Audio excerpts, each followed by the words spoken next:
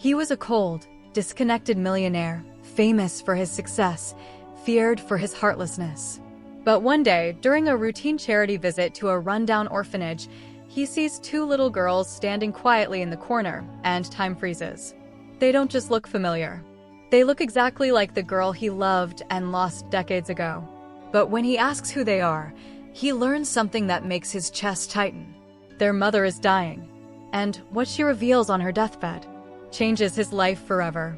Before starting the story, make sure to subscribe the channel so that you don't miss any update in future. The Rolls-Royce purred quietly as it rolled up to the crumbling gates of St. Elma's orphanage. Rain tapped softly against the tinted windows while the world outside looked gray, tired, forgotten. Inside the car, billionaire Daniel Voss adjusted the cuffs of his designer coat. His assistant rambled beside him about the press coverage, donation tax breaks, and photos with the children.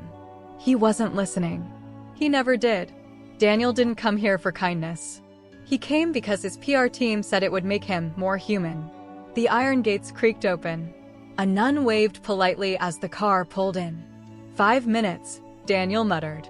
He hated places like this, places that smelled of dust, peeled paint, and dreams too small to matter. The kind of place that reminded him of everything he buried years ago. But the moment he stepped out of the car, he felt it. A stillness. Like something had shifted. His Italian shoes echoed down the stone hallway as Sister Agnes led him toward the children's room. He moved without looking, without caring, until he did. Until he saw them. Two little girls, identical, maybe 6 or 7 years old, standing side by side in the far corner of the room, staring at him. Daniel's breath caught in his throat. His feet froze. It wasn't just that they were twins. It was their eyes. Wide, soft, curious. And that smile, that exact curve of the lips. His heartbeat stumbled. Who are they? He whispered without realizing. Sister Agnes blinked. Those are Mia and Alara. They're new here. Been with us a few weeks. Daniel stepped closer slowly, like a man approaching a ghost. The closer he got, the harder it became to breathe. Their faces, so familiar it made his skin crawl. They were smaller, younger, but every line, every freckle, every flicker in their eyes. They looked exactly like her. Like Evelyn. The girl he loved when he was 17. The girl he lost. The girl who disappeared. Sister Agnes tilted her head gently. Mr. Voss? Are you all right? Daniel didn't answer. He was drowning in the past. I want to know everything, he said suddenly. About them. The nun frowned. Well, we don't usually. Please. The word shocked even him. He hadn't said please in years. The girls watched him quietly, whispering to each other like mirrors sharing secrets. They arrived with their mother, Sister Agnes finally said. But she collapsed the same night. We rushed her to the hospital. Daniel turned, sharp. What happened? She's very ill, the nun said. Terminal, the doctors say. She has maybe days. She begged us to take the girls somewhere safe. Daniel didn't speak. His throat had closed. Do you know her name? The nun pulled out a clipboard, flipping through pages. Yes, it's Evelyn Gracelyn. The hallway around him spun. Daniel staggered back, eyes wide, chest burning. Evelyn. She was alive? He had searched. Years ago. But she'd vanished from the city. No records. No phone. No trace. Like she had never existed. And now, she had twin daughters. Identical to her. Left here. While Where is she now? Daniel asked, voice low and cracked. St. Mary's Hospital, the nun replied.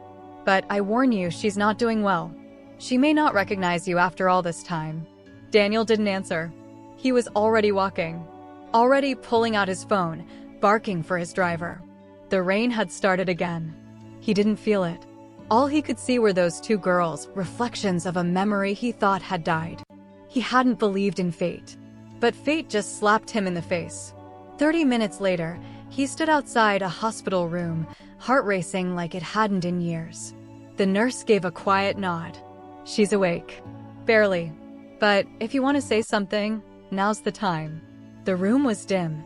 Machines hummed softly. The woman in the bed was thin, pale, her hair falling like shadows across her pillow.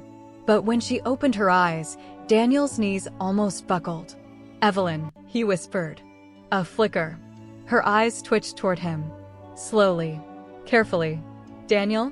Her voice was dry, cracking. He nodded, unable to speak. I knew you'd come. I told them." Tears welled in her eyes. "I didn't have anyone else," she whispered.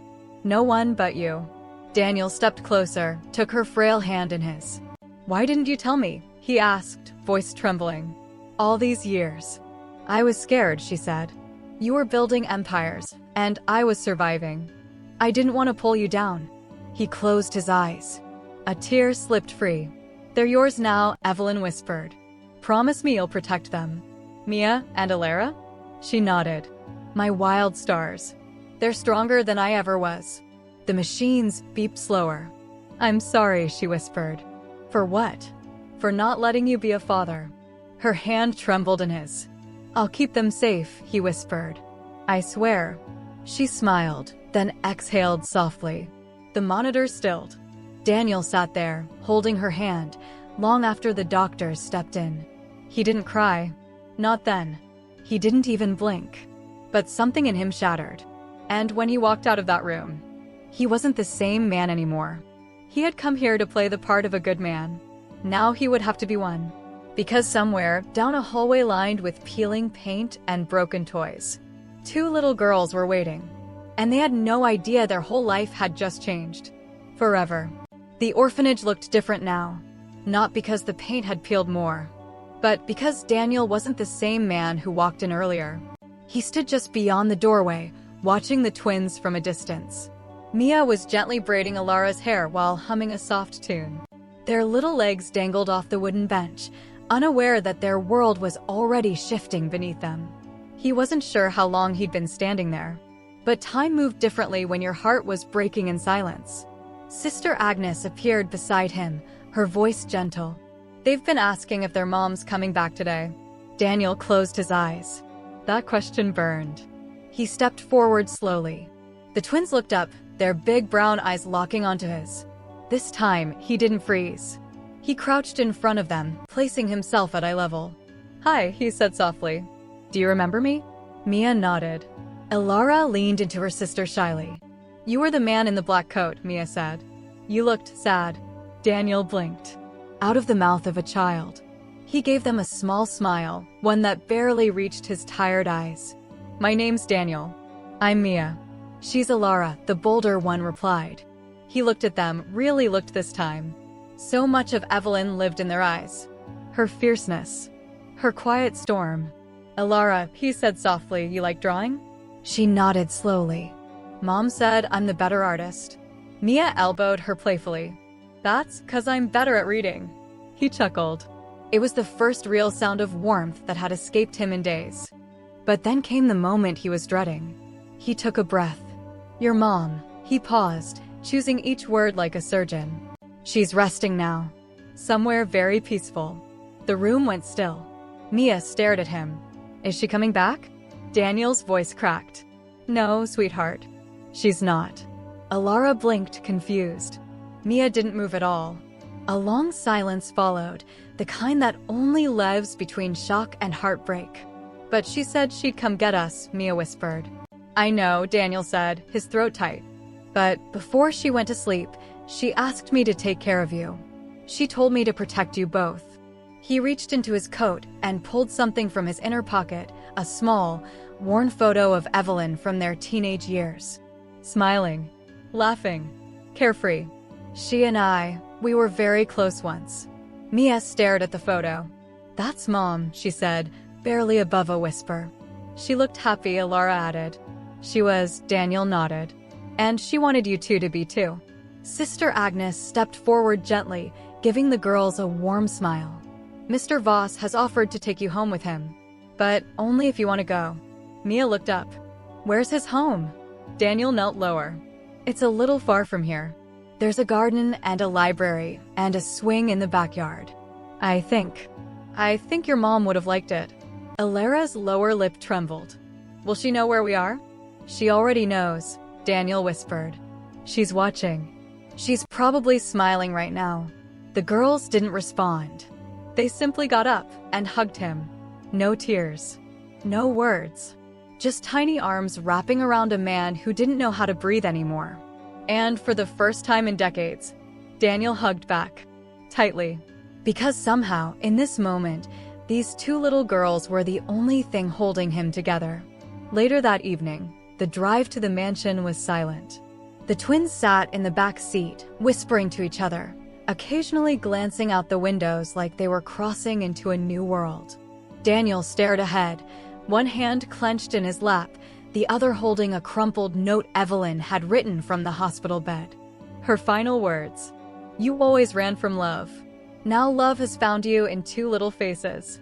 Don't let it go this time." He read it over and over, as if her words might somehow teach him how to become the man he should have been years ago.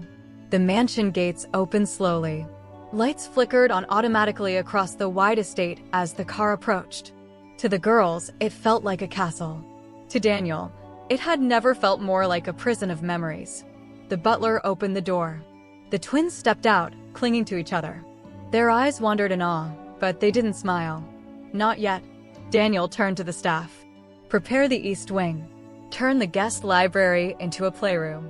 And I want hot cocoa with marshmallows." They all blinked in shock. The Daniel Voss they knew had never spoken those words. Ever. Inside, the girls explored slowly. Mia found a globe and spun it hard. Ilara touched the piano keys gently, as if each one might bite her. Daniel watched from the hallway. He didn't know how to do this. He didn't know how to be someone's everything. He had spent years perfecting isolation, building walls, breaking bridges. Now he had two small lives staring at him like he was the last light in the world. "Mr. Daniel?" Ilara called softly. He turned. "Where's our room?" He smiled. "Let me show you." He led them upstairs, into a bright room filled with fairy lights, two small canopy beds, a shelf of stuffed animals, and a window view that stretched to the stars. The girls gasped. Ilara ran to the bookshelf. "Are these all ours?" Mia pointed at the ceiling. "There are clouds up there. I had them painted," Daniel said. "Your mom. She once told me she loved lying under the sky. I thought maybe you'd like that too." They looked at him. Something had shifted. Ilara whispered, "Do you think she can see us now?" Daniel knelt between them. "I think." She never stopped watching. Mia climbed onto the bed and held up the photo he'd given them earlier. "She looked like us," she said. "Exactly like us." Daniel nodded, voice cracking again. "You are her heart. Both of you." The twins didn't say anything. They just sat quietly, holding the photo. And Daniel Voss, the billionaire with everything, stood there feeling more terrified than ever. Because for the first time, he realized he had something to lose.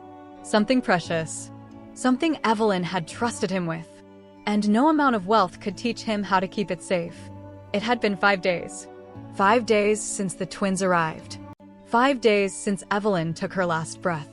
5 days since Daniel Voss, once a man untouchable by emotion, let two little girls take a sledgehammer to the walls around his heart.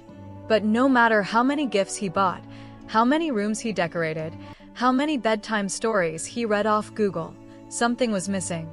The girls didn't laugh. Not really. They smiled politely.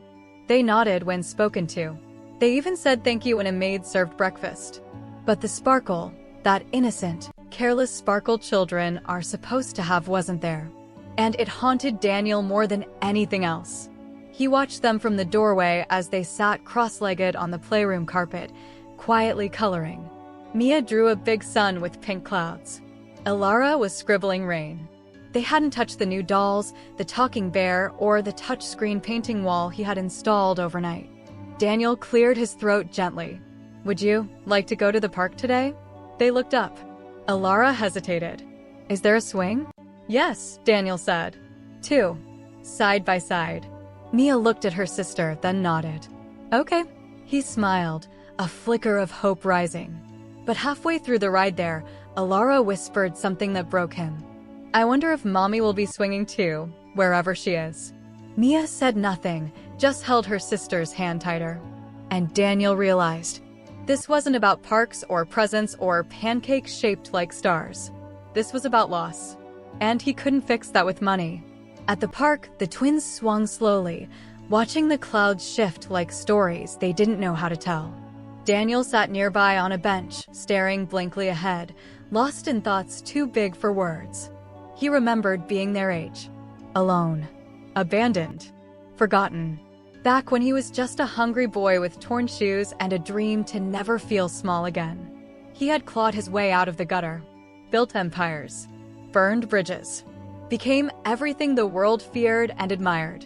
But now he was scared again. Not of failure, but of failing them. That night, the storm came. Thunder rolled across the sky like a warning.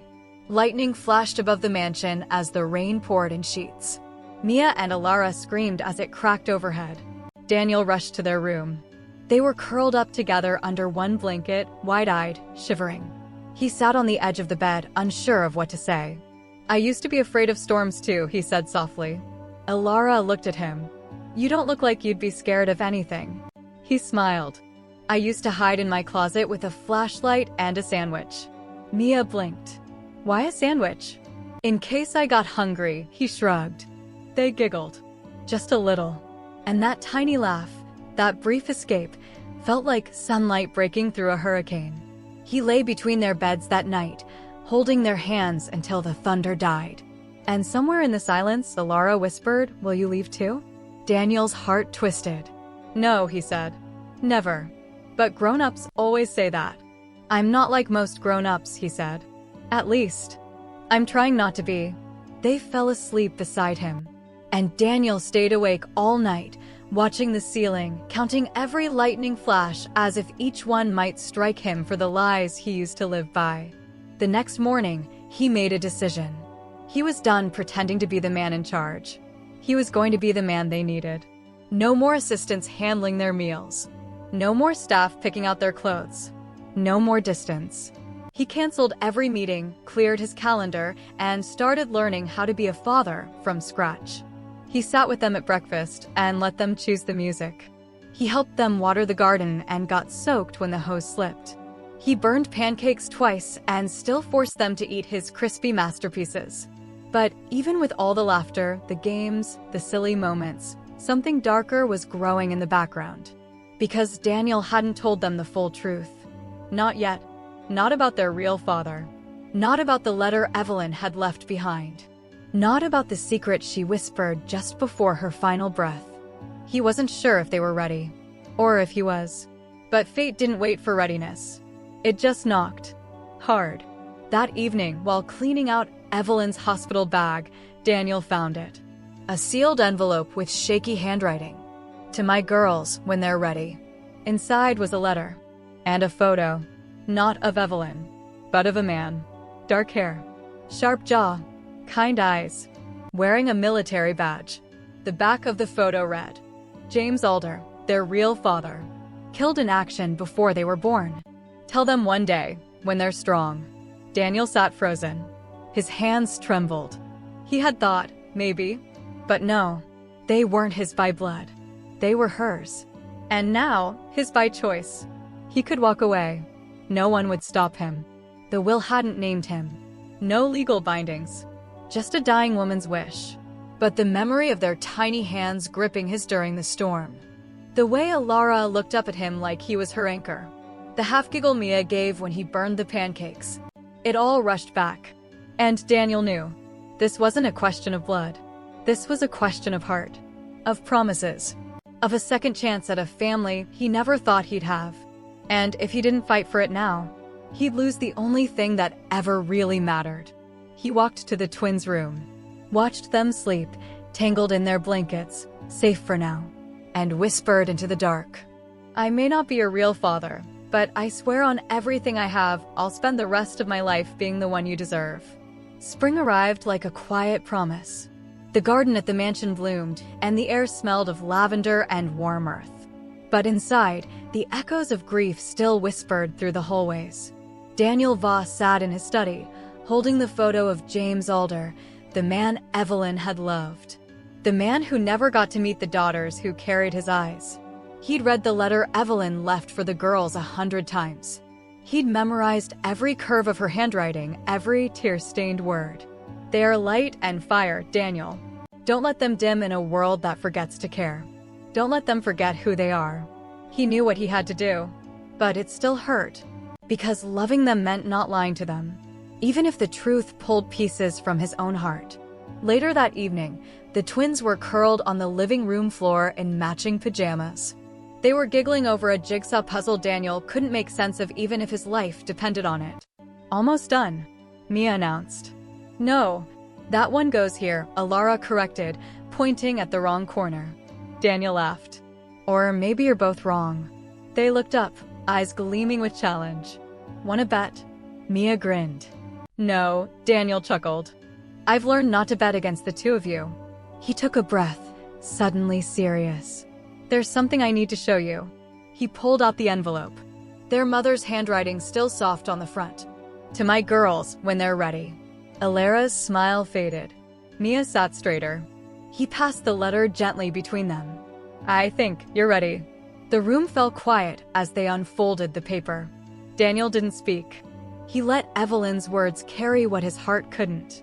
They read slowly, carefully, as if each sentence might vanish if they blinked too fast. When they got to the end, both girls sat still, holding the letter like something sacred. "So, he was a soldier?" Mia finally asked. Daniel nodded. "A brave one." "And he never got to meet us?" Alara whispered. "No, but he would have been proud. Of both of you." Mia looked up. "Do you think Mommy still loved him?" "Yes," Daniel said gently. "She did. And that love, it's in you." Alara's voice cracked. "Then why did she give us to you?" Daniel knelt beside them, eyes glistening. "Because love isn't limited to one person," he said. "And sometimes, when someone is dying, they don't choose what's easy. They choose what's right." He reached for their hands. "I'm not your father by blood, but your mother trusted me with something sacred.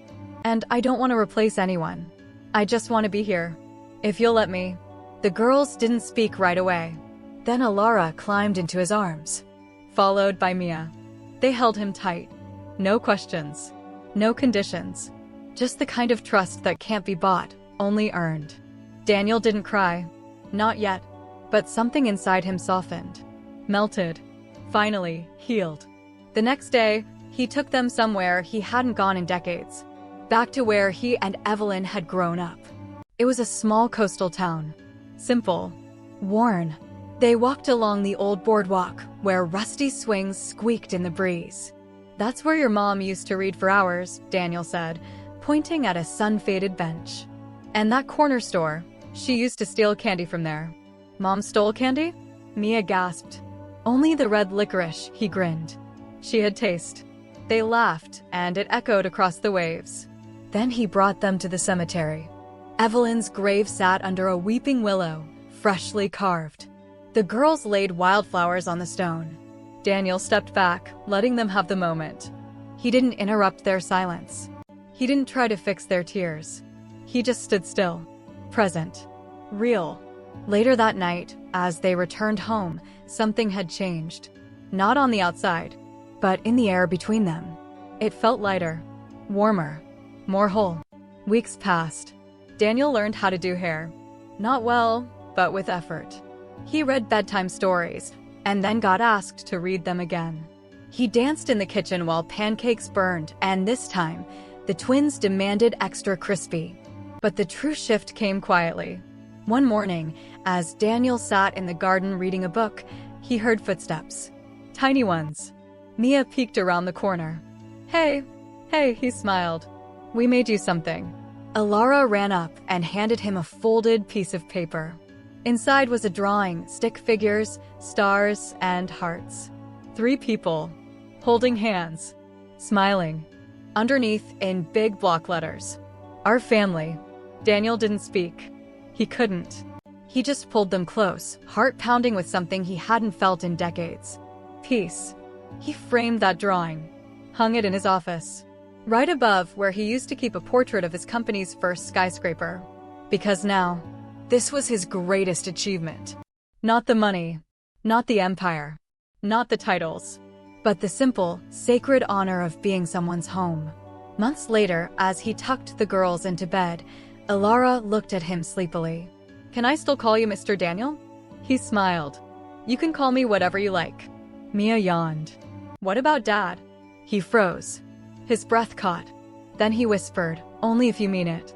They nodded.